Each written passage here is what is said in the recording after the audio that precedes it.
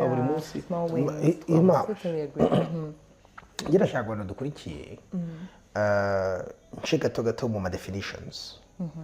kuko twavuze urumva mental health tuvuga kuri depression agahinda gakabisha ariko ntabwo ari yonyine urumva aragira ngo harusha kuba twumva kuvuga ati ko genda agahinda gakabisha mfite ariko hari indi afite n'atabizi so it's very important ko tuzicamo kugira ngo noneho ndagira nsobanura vuba ariko ubwo niba bashaka kuzakora part 2 ikiganiro tuzakora part 2 ndagira ngo noneho tuzicemo vuba hama no tuvuge uburyo twavuze gato ukuntu umuntu yatakora icyo kibazo cyane employment none ni gute umuntu yaba yirinze izi symptoms za mental health cyangwa se ibibazo yadiringa nabyo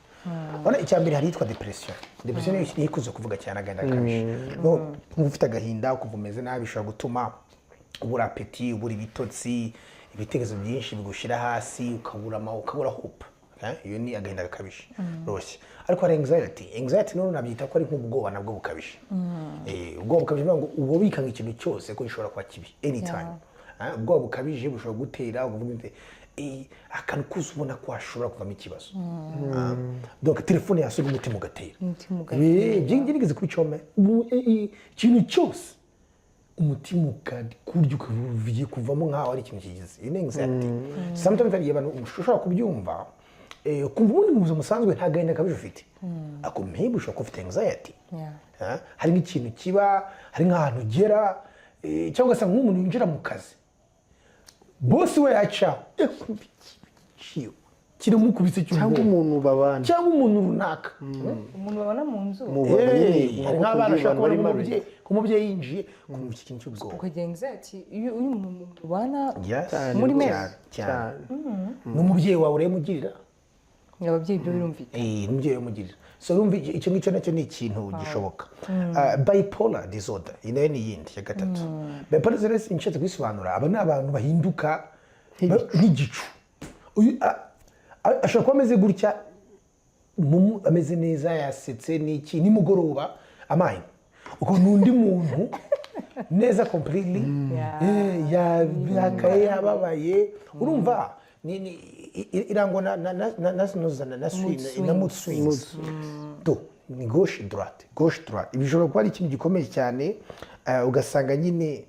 rimwe yacitse intege nari down ukabona nimugoroba ameze neza aririmba so iyi nayo ni inzoka ishobora kuba umuntu yabivuga agakira hakaba indi yitwa schizophrenia yiteye ubwoba schizophrenia noneho itangira kuzamo ama illusions utangira kubona ibintu bidahari ukumva amajwi adahari gutangiye gusara noneho gutekereza ibintu bidahari ukajya uvuga ibintu byerekeranye no ariko izi ndwara zirakira umva bwiza ukuri abanyamama badukurikira please niba uzi umuntu cyangwa kugifinga bino bintu ntabwo uri umusazi si igitangaza ni nk'uko warwara ibicurane ngo warwara inkorora ubwonko ni inyamirwara nk'izindi c'est problem wakira this is very important okay hakaba noneho OCD obsessive compulsive disorder ibyo no ugira ibitekerezo bigutera nk'ubwoba cyangwa iki ugasanga umuntu harimo nk'abantu babigira OCD n'abantu kenshi bakunda nko kugira ugasanga n'abantu mbere afite utuntu dupanze neza cyangwa afite isuku wanyeganyeza ikintu akaba yabibonye urahanagura akora amasuku nk'umuntu arinjira agapanga nk'ibirato bye nta mahoro yaba afite ikibazo nijoro garagaruka akabipanga akabikora haba bize gutya kumva arashaka kubipanga bigire gutya donc buri kanya afite utuntu ashaka gukomeza akora rituals tw'isuku utuntu dushobora kutubona mu muntu ubona yes hari abantu bagira ka OCD gakeya bavukanye katari kabi katagira icyo gatwara ariko iyo bigeze kuri level hejuru bitanya no gukata ibindi bintu very important and then akataza PTSD ngiyi ni trauma niyo bayita post traumatic disorder so nubwo niba ari ikintu warahuye nacyo gihora kigaruka haza ama flashback donc naciye mu ntambara wowe wicaye cyangwa uryamye neza bikagaruka nk'ishusho ukicura ukavuza induru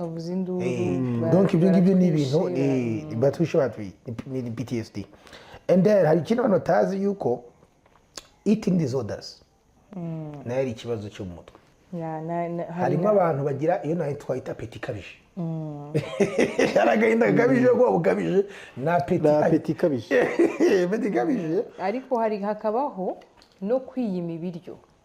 uzi ko hari abantu bagira icyo kibazo nawe tugiye muri iyo ngiyo ni so ngo apeti ikabije sasa n'umuntu donc agira agastress gatoya ararya cyangwa se umugani akima ibiryo haba harimo disorder nibyo hanyuma none izo nazo zikaza of course na substance use ineza ko abantu bayizi iyo umuntu yanyweye urumogi rwinshi cyangwa inzoga nyinshi bigatangira kumubana ikibazo ariko tukiri kuri iyo ngingo ndashaka yuko ufasha minsi ishize hari umuntu wanyandikiye ambwira yuko afite ikibazo gikomeye arashaka kugabanya inzoga kuvuga ngo hari abantu banywa wenda inzoga ubwo turavuga abagejeje imyaka yo kunywa inzoga 18 kuzamura hari abantu banywa inzoga ariko ntibate ubwenge cyangwa se wenda ntibibabuze gukora ibindi bakoraga ariko umuntu we ugeze ahantu yumva yasaba ubufasha avuga ati mu inzoga nyinshi ndashaka kuzigabanya bigende gute sinzi ko hari icyo mwamufasha wenda I think when it comes to ibintu nk'ibyo ngibyo sasa is it only professional help? No, not professional. Niba koko ni biraterwa. Ese no umuntu actually Abavip bamvu ndoda yashobora kuvugaho kuri bino bintu. I myself mfite company ya mental health hanze nabaye professional bigiye kirekire kandi mfite na certificates. So even though ntari deep mu doctor ko mfite honosi. I think bigeze kuri ibintu utabibaza is just a behavior, is it just it's an addiction? Niba byaragize biba addiction kabisa hari drug use, substance use, nuza addiction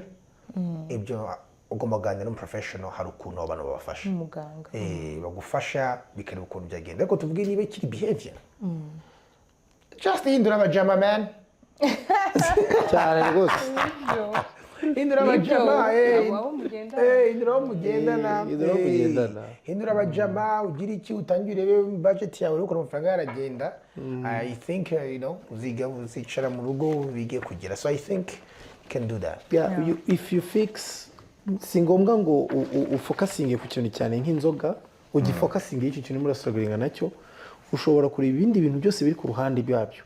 ukabifikisinga noneho bikagufasha gufikisinga cya kindi ko nk'ufikisinze budget ukavuga ati nimba mpemba 100 10% ibindi gihe akunda kwigisha ati niyo nzaya nkoramo fund 10% ngoma ni 10,000 ugomba kunywera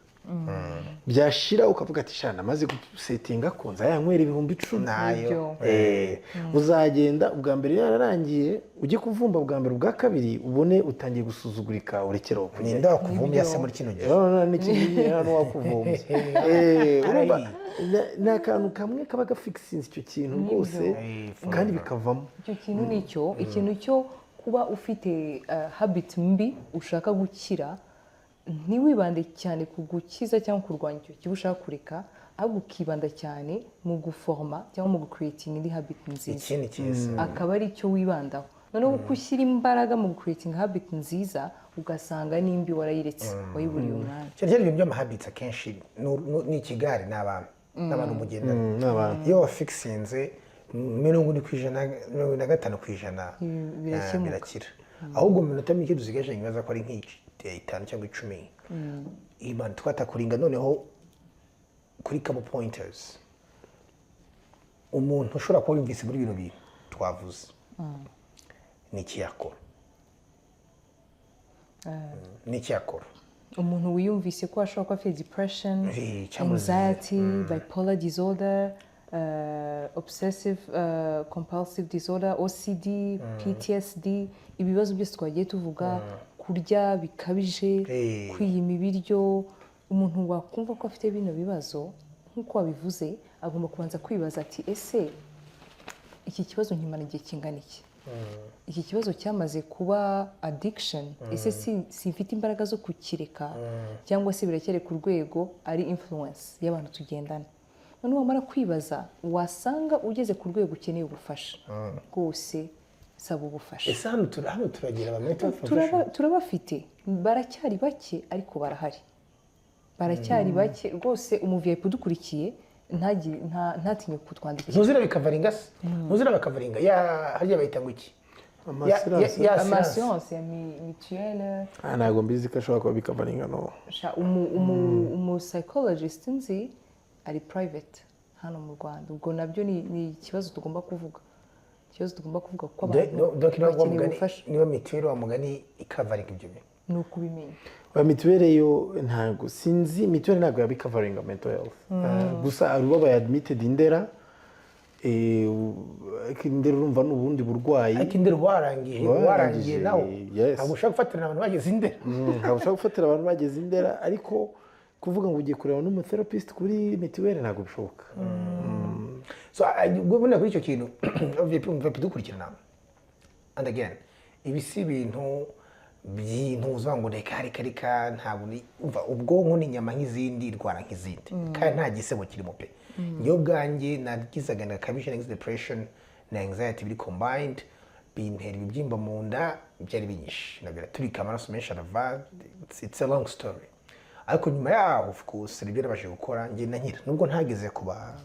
baganga ariko hari mu bintu bimwe na bimwe nagiye mpindura mu buzima bwanjye bitangira kugabanya stress ikintu cya mbere nka siporo iyo umuntu akora siporo hari amantuza aba released mu bwonko zitwa endorphins zigabanya ziba zimeze nk'aho ziruzuruza umubiri ariko indani ku buryo stress iraruhuka nako iragenda very important so those are things mushobora gukora kuba umuntu yakwita ku mubiri we kurya neza kugabanya social media kubona umwe namwe niba bari gutera pressure so there is a couple things umuntu agenda cyane ofete ikintu cy'ingenzi ni ukwiyumva wowe ukomeze ukajya unapinga attention ku bintu bikubuza amahoro ibyo bintu bikubuza amahoro ukabireka niba inshuti mbi zireke niba ari ya social media yigire hanyuma ababyeyi namwe mureke gushyira pressure wenda ku bana nk'uko twabivuze nibo batera ibise bashobora kuba bagira there are things twakora harimo no kubiganira cyane no kubiganira nk'uko twabiganiriye wakumva ufite ikibazo ushakisha umuntu w'inshuti yawe mukimuganira kushaka biriya bintu siko numva meze gutya hari igihe just no kuba turi social beings cyane nubwo n'umuntu ukamuganiriza ukamufungukira biragufasha cyane wumva uruhutse ukagira ega nicyo abatherapist bakora umuterapist yicara hariya nawe ukicara no murebana ukajya umubwira ngo akumva nta kindi akumva kuruhutse nabyo birakenewe so urumva ari uburyo twakopinga n'ibyo bintu abakunda gukora yoga kugira ngo releasing stress there's so many ways ibintu wagenda ukora kuruhuka umwanya ukwiye kuryama vraiment ukaruhuka ntuwistresse cyane akantu nkunda cyane ni kuri telefone yanjye I've limited all social media apps kuri 30 minutes iyo 30 minutes zigeze telefone yanjye irambwira ati 30 minutes zageze please shut down right so I have 30 minutes za Twitter 30 minutes za Instagram 30 minutes za TikTok so urumva hari ukuntu mba ndimo naryohewe na TikTok ikagera ikavaho havuga ati reka wenda njye kuri Instagram ikavaho ariko because I post now these days ndavuga ati nimba ashaka kuza gupostinga ya minota yanjye mu gupostinga rather than kureba ibintu bari barimo so nkabatereka postinge muri minota hama ubundi nzi kurekeraho so ni ibintu numva nagaturi keza to discipline ubundi screen time y'umuntu usanzwe ubundi ni amasaha 6 kuri telefone which is screen yawe iratse murareba if you keep it under 6 ukajya ku masaha 5 you're on your way you're on your way akari kamarenzaho kari very important actually we plan kimwe mu bintu kandi gikomeye cyane baragaragara kabije nane no kongera kumenya yuko umuntu nubwo turi abantu turi umubiri ugaragara ariko buratugira na mind cyangwa se ubugingo ariho psyche niba mva ariho temi yavuye psychology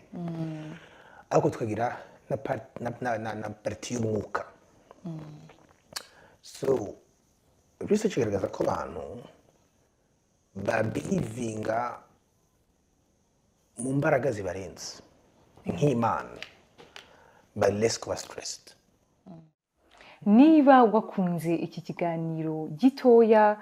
wareba ikiganiro kirambuye cyose kuri YouTube channel Abavip podcast, kandi ukomeze unadukurikire ku zindi mbuga ariyo www.coachgael.com.